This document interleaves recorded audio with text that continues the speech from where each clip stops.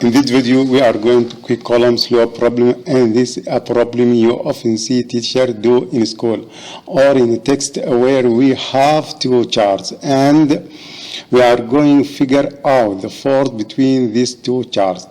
And in this case, each charge is one Coulomb. One being positive 1 Coulomb and one being minus 1 Coulomb, and they are separated by distance of 1 meter, and the point apart of this is that 1 Coulomb. It's a lot of charge, and as you will see, when you have 1 Coulomb on each side of meter, that you get a lot of force between them. So this is just a diagram I draw of the situation Q1 and Q2. They are opposite charges, so they are going to be attracted to each other. So this is the direction of the force. The force F1, 2 is the force of 1 from 2, and the force to 1 is the force on charge 2 from charge 1. They are going to be opposite and equal to each other in opposite in direction and equal in magnitude.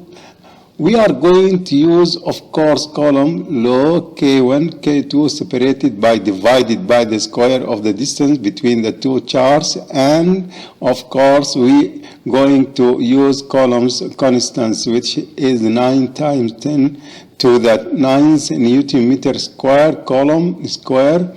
So all we are going to do is plug the number in here, and let's see what we get. So we have that the force, the electric force between these two charges is K, which, as I just, is 9 times 10 to the 10th Newton meter square Coulomb square, and then we have force of charge are 1 Coulomb. Now when we do this, we don't use the negative sign.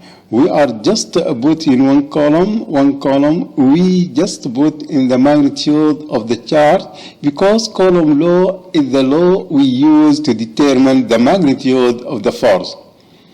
The direction we determine based on the fact that the charges are opposite charges, but this Coulomb law we all use to determine the magnitude of the force. So therefore we just use them that through to charge, so it is K times 1 Coulomb times 1 Coulomb divided by the separated by, so 1 meter squared. Of course, 1 meter squared is just, you got bunch of ones, and here are 9 times 10 to the 9th. Maybe you can have been, but we Coulomb and Coulomb in this Coulomb square to that cancel the meter squared. So this meter is going cancel, and you will see that come up with that amount of force, the magnitude of force between two 1 Coulomb charge that are separated by is 9 times 10th and 9th newtons. Now if you think about that, a lot of newtons, maybe if you have ever used spring in class, you could imagine what the might that actually 9 billion newtons. So these tiny little things, electrons, we had bunch of electrons, 1 Coulomb of electrons on one side and 1 Coulomb electrons on the other side from a stick, and we are separated by a meter stick. You would get 1 billion newtons of force between them.